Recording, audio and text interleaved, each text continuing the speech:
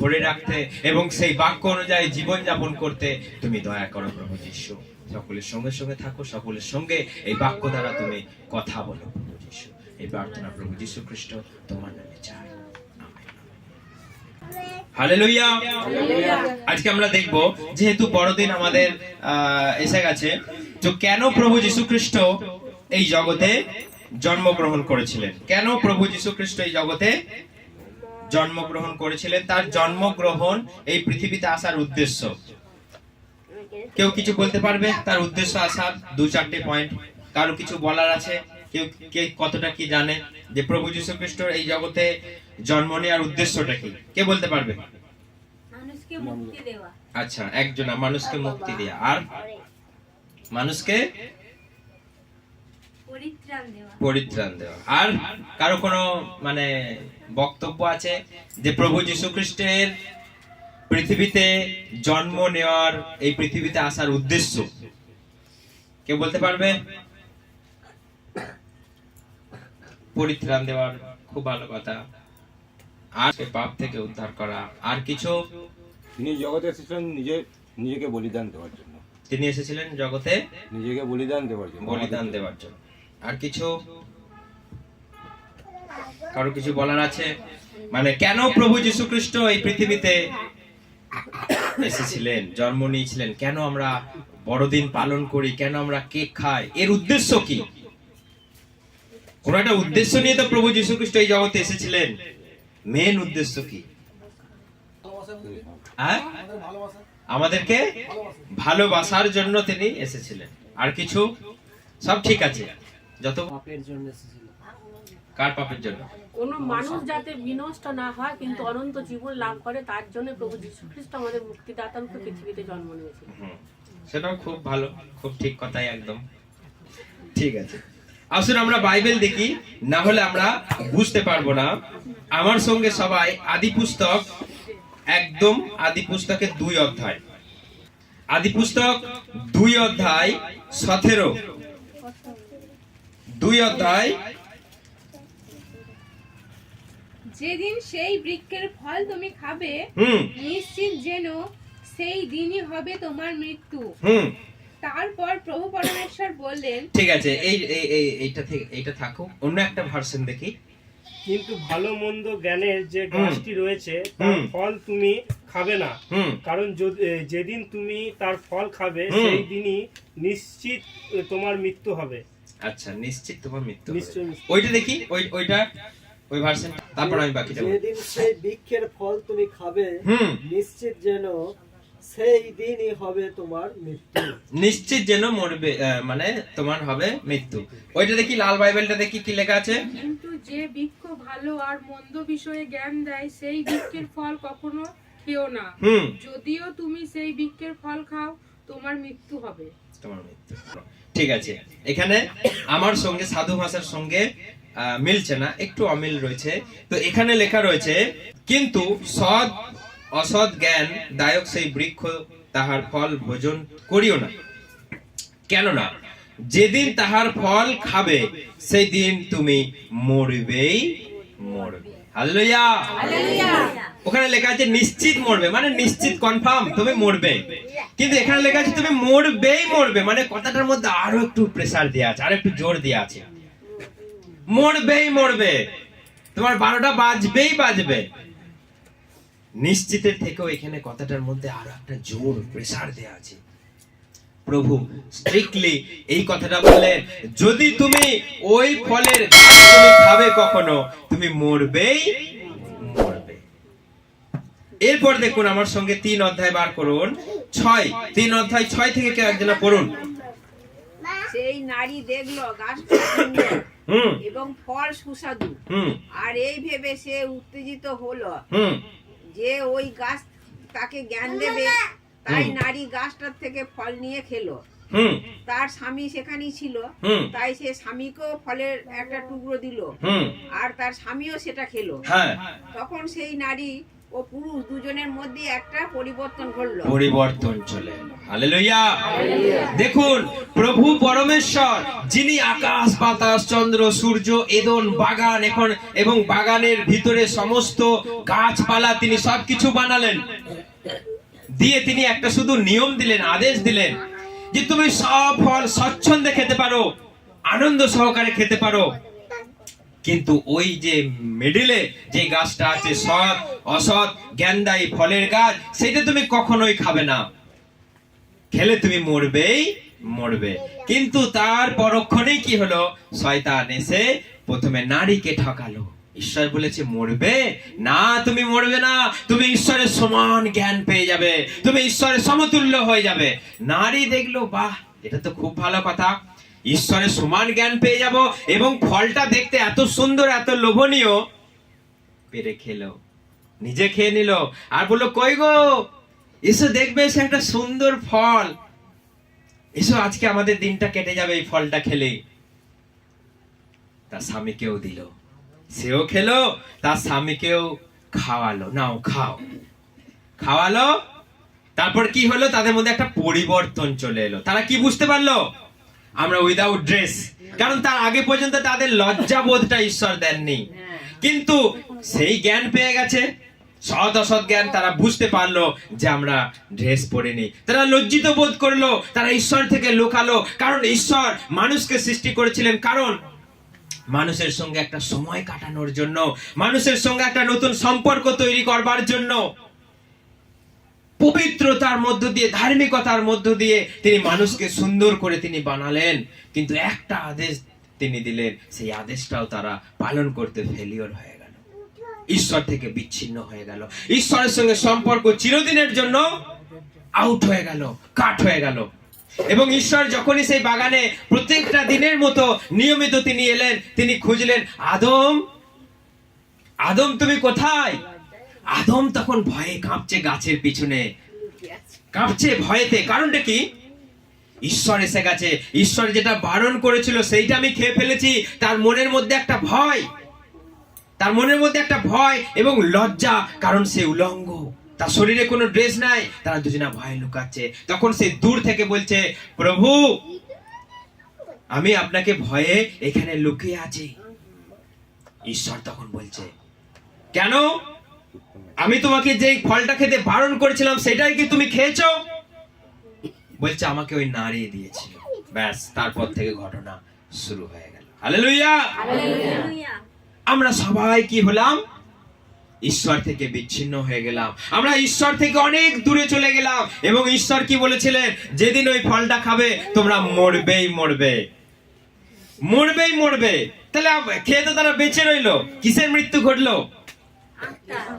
আমাদের আত্মার মৃত্যু ঘটে গেল। যেটার সঙ্গে ঈশ্বরের কানেকশন ছিল, যেটার সঙ্গে আমাদের সঙ্গে ঈশ্বরের সম্পর্ক হচ্ছিল, আমাদের উপর থেকে সেই আত্মা কি হলো? মারা গেল, ডাউন হয়ে গেল। কারণ ঈশ্বর যে অর্ডারে আমাদের সৃষ্টি করেছিলেন, আত্মা, প্রাণ আর শরীর, ঈশ্বর প্রথমে কি সৃষ্টি করেছিল? কি সৃষ্টি করেছিল? প্রথমে শরীরটা, বডিটা সৃষ্টি করলো। তারপরে বডির উপরে কে এলো? প্রাণ এলো। ঈশ্বর ফুঁ দিলেন, আমাদের ভিতরে প্রাণ এলো। মানে বডির উপরে কে এলো? প্রাণ এলো। প্রাণের উপরে কে এলো? ঈশ্বরের আত্মা, যার সঙ্গে আমরা কানেকশন তৈরি করি। হালেলুয়া। কিন্তু সেই আত্মাটা কি হলো? সেই ঈশ্বরের অবাধ্য হওয়ার জন্য, ঈশ্বরের নিষিদ্ধ ফল খাওয়ার জন্য ডাউন হয়ে গেল। সেই আত্মার মৃত্যু ঘটলো, আত্মা শরীর থেকে আউট হয়ে গেল। তাই এবার কার সঙ্গে ঈশ্বরের কানেকশন হবে? তখন তারা দুজনে ভয়ে লুকাচ্ছে, তখন তারা ভয়ে ঈশ্বর থেকে দূরে পালাবার চেষ্টা করছে, কারণ তাদের কাছে আর আত্মা নাই, আত্মা ড্যামেজ হয়ে গেছে। সেই জন্যই আজকে যারা আমরা সবাই বেঁচে আছি, আমরা আত্মায় মৃত, আমরা আত্মায় আজকে মৃত। যারা প্রভু যীশু খ্রিস্টকে বিশ্বাস করেছি, যারা নতুন জীবন পেয়েছি, যারা পবিত্র আত্মা প্রাপ্ত করেছি, তারা ছাড়া জগতে আজকে যারা ঘুরে বেড়াচ্ছে, দেখছেন যারা আজকে ডিজের পেছনে ডান্স করছে, দেখছেন যারা আজকে আনন্দ করছে, ফুর্তি করছে, মজা করছে, বাইকের পেছনে জড়িয়ে ধরে একদম ফুর্তি করতে করতে যাচ্ছে, যারা মজা করছে দিনে এবং রাত্রির বেলায়, তারা কিসের জন্য বেঁচে আছে? তারা মরবার জন্য বেঁচে আছে। শুনতে খুব একটা খারাপ লাগে, এটা শুনতে একটা খারাপ লাগে যে জগতে যারা আজকে ধনী ব্যক্তি, জগতে যারা আজকে সম্মানীয়, জগতে যারা আজকে নেতা মন্ত্রী, জগতে যারা আজকে বুক ফুলিয়ে বেঁচে ঘুরে বেড়াচ্ছে, তারা আজকে কিসের জন্য বেঁচে আছে? মরার জন্য। যারা আজকে কোটি কোটি টাকা আলমারিতে ভর্তি করে রেখেছে। কিছুদিন আগে উড়িষ্যাতে একটা জায়গায় কয়েকশো কোটি টাকা ধরা পড়েছে, আলমারিতে ভরে রেখেছিল, বাক্সে ভরে রেখেছিল, কাঠের তলায় ভরে রেখেছিল, বাথরুমে ভরে রেখেছিল, কয়েকশো কোটি টাকা। তারা কিসের জন্য সেগুলো জমা করে রেখেছে? তারা মরবার জন্য। কি আজব এটা, কি একটা আজব। তিনি সৃষ্টি করলেন একটা পরিকল্পনা মাফিক, তিনি সৃষ্টি করলেন একটা সুন্দর ওয়েতে, কিন্তু মানুষ সম্পূর্ণ তার বিপথে চলে গেল। একটা মাত্র শয়তানের প্ররোচনায় পা দিয়ে, একটা শয়তানের কথায় তার ফাঁদে পা দিয়ে, যিনি পরমেশ্বর, যিনি সুন্দর করে সৃষ্টি করলেন, তার কথা ফেলে দিয়ে মানুষ আজকে কার কথা শুনে নিল? শয়তানের কথা। যে এই সৃষ্টির ধারে পাশেও নেই, যে এই ঈশ্বরের সৃষ্টিটাকে দেখে হিংসা করে, যে এই সৃষ্টিটাকে লন্ডভন্ড করার চেষ্টা করে, তার কথা শুনে নিল। আজকেও মানুষ দেখবেন কার কথা বেশি শোনেন বলুন তো? যে আপনার ঘরের শত্রু, যার সঙ্গে আপনার বাবা মা বা আপনার পরিবার বলেছে ওদের সঙ্গে কথা বলবি না, ওদের সঙ্গে মিশবি না, ওদের বাড়ির মেয়ের সঙ্গে প্রেম করে বাড়িতে নিয়ে চলে আসছে বউ, দিয়ে আপনার সংসারটাকে 12টা বাজিয়ে দিচ্ছে, কচু কাটা করে দিচ্ছে। আজকে এই সবগুলো ঘটছে কারণ আমরা শত্রুদের কথা শুনতেই ভালোবাসি। কারণ শত্রু কথা কেমন বলে? মিষ্টি মিষ্টি কথা বলে, একদম রসগোল্লার চেয়েও, এই খেজুর গুড়ের রসগোল্লার চেয়েও সুন্দর কথা। শয়তান কেমন বলেছিল? আদম, হবা, তুমি মরবে না, তুমি ফলটা খেলে তুমি মরবে না, বরং তুমি ঈশ্বরের সমান জ্ঞান পেয়ে যাবে। এত মিষ্টি সুর, এত মিষ্টি সুর, লতা মঙ্গেশকরকে হার মানিয়ে দেবে। এত সুন্দর তার গলা, এত সুন্দর মানুষকে ঠকাতে পারে, এত সুন্দর মানুষকে ফুসলাতে পারে। যখন একটা মানুষ ফাঁদে পড়ে, সে তারা কেমন কথা বলে? মানে সুন্দর কথা বলেই তাদেরকে ফাঁসায়। যারা এগুলো প্র্যাকটিস আছে তারাই জানে, সুন্দর কথা বলেই এরা জানে কেমন করে প্রথম কথা হতো। মানে সুন্দর সুন্দর করে কথা বলে মানুষকে ফাঁসায়, কারণ এইভাবে মানুষ ঠকায়, কারণ সুন্দর কথাতে মানুষ ফেঁসে যায়। শয়তান ঠিক হবাকে এইভাবে ফাঁসিয়েছিল, দিয়ে আজকে 12টা বাজিয়ে দিল। তাহলে মেন কথা হচ্ছে আজকে যারা বেঁচে আছে, আজকে যারা ঘুরে বেড়াচ্ছে, তারা বেকার জীবন যাপন করছে, তারা মরবার জন্য জীবন যাপন করছে, তারা নরকে যাবার জন্য জীবন যাপন করছে। দেখুন প্রভু যীশু খ্রিস্ট একটা কথা বলছে, আমার সঙ্গে সবাই মতি 8 অধ্যায় বার করুন, মতি 8 অধ্যায়, খুব তাড়াতাড়ি 8 অধ্যায় 22 পড়ুন একজনা কেউ জোরে জোরে। যিশু তাকে বললেন, তুমি আমার অনুগামী হও, মৃতদের কবর দেওয়ার ভার মৃতদের হাতেই ছেড়ে দাও। কিন্তু যিশু তাকে বললেন, তুমি আমার অনুগামী হও, মৃতদের কবর দেওয়ার ভার মৃতদের হাতেই ছেড়ে দাও। দেখুন এখানে প্রভু যীশু খ্রিস্ট একজন ব্যক্তি, প্রভু যীশু খ্রিস্ট বললেন তুমি আমার পশ্চাৎ এসো, কিন্তু সে বলছে প্রভু আগে আমার পরিবারকে দেখতে দিন, আমার বাবা মাকে কবর দিয়ে আসতে দিন, তারপর আমি আপনার পিছু পিছু যাব। প্রভু যীশু খ্রিস্ট একটা কথা বললেন, মৃতরাই মৃতদের কবর দিক, মৃতরাই মৃতদের কবর দিক। মানে কি? মানে আজকে যারা জগতে বেঁচে আছে, আজকে যারা আনন্দ করতে করতে পুরাতে যাচ্ছে, কবর দিতে যাচ্ছে, তারাও মৃত, আর মৃতকে নিয়ে যাচ্ছে কোথায়? সে ডেথ হয়ে গেছে, সে অ্যাকচুয়ালি ডেথ। কিন্তু যারা আজকে নাচতে নাচতে মদ খাবার জন্য পুরাতে যাচ্ছে, তারাও অ্যাকচুয়ালি ডেথ, তারা স্পিরিচুয়ালি ডেথ। তারাই আজকে ফুর্তি করতে করতে যাচ্ছে মৃতকে পুরাতে। কারা যাচ্ছে? সবাই জীবিত লোকেরা মৃত। মানে কথাটা শুনতে কেমন একটা আশ্চর্য কথা, এইসব কথা কেউ জানে না। যারা প্রভুকে জানে তারাই জানে এই কথা, যে যারা আজকে নেচে বেড়াচ্ছে, ঘুরে বেড়াচ্ছে, কাজ করে বেড়াচ্ছে, কাজের জন্য ছুটে বেড়াচ্ছে, পার্টি করছে, হই হুল্লোড় করছে, তাস খেলছে, ক্রাম খেলছে, যারা ফুর্তি করছে, কিছুদিনের জন্য, তারপর শেষ। কিন্তু যারা আজকে প্রভুর জন্য সবকিছু থেকে বঞ্চিত, যারা আজকে প্রভুর জন্য লাঞ্ছিত, লজ্জিত, যারা আজকে তাড়িত, তারা একদিন তার সেখানে পুরস্কার পাবে। হালেলুয়া! শাশ্বত জীবন পাবে, যুগ যুগ ধরে সেখানে বেঁচে থাকবে। তো সেই জন্য আমাদেরকে ছুটে যেতে হবে প্রভুর কথা বলতে, আমাদেরকে ছুটে যেতে হবে প্রভু যীশু খ্রিস্টের জন্মদিনের উৎসবে, আমাদেরকে আনন্দ করতে হবে প্রভু যীশু খ্রিস্টের জন্মদিনের উৎসবে। কারণ এই আকাশ জানে, এই পৃথিবী জানে, এই তারা জানে, এই নক্ষত্র জানে যে তিনি জন্মগ্রহণ করেছেন মানুষের পাপের জন্য। কারণ আমরা হারিয়ে গিয়েছিলাম। বাইবেল বলছে আমরা পাপের অন্ধকারে ছিলাম, আমরা পাপের অন্ধকারে ছিলাম, আমাদের জীবনে কোনো আশা ছিল না। আজকে যেমন জগতে মানুষকে জিজ্ঞাসা করুন, তারা জানে না জীবনের মানে কি, জীবনের উদ্দেশ্য কি, কেন আমি বেঁচে আছি, কেন আমি খাচ্ছি, কেন আমি টাকা পয়সা জমাচ্ছি, কেউ এর মানে জানে না। একটা কথায়, মরে গেলে যা হবে হবে, মরে গেলে যেখানে যাই যাব, মরে গেলে যা হবে হবে। আগে তো বেঁচে থাকি। অনেক মানুষ, এত জ্ঞান শূন্য মানুষ আছে, যিশুর নামটা উচ্চারণ করবে না, প্রার্থনা একবার গেছিতে কি হয়েছে, এত জ্ঞান শূন্য মানুষ আছে জগতে। প্রার্থনা দূর, একবার এসে আর আসে না, ভালো লাগে না, দূর। এইটা যদি ভালো যদি না লাগে, আর কি আমি ভালো লাগাবো? কারণ জগতে যেটা ধ্বংসের বিষয়, সেটা খুব আনন্দের বিষয়। এই কথাটা মাথায় রাখবেন, যেটা ধ্বংসের বিষয় সেটা খুব মজার বিষয়। ঠিক একই ব্যাপার আপনি দেখবেন যে যেখানে মজা, আনন্দ, ফুর্তি বেশি, সেটা জানবেন ধ্বংসের কারণ। সেটা ধ্বংসের কারণ।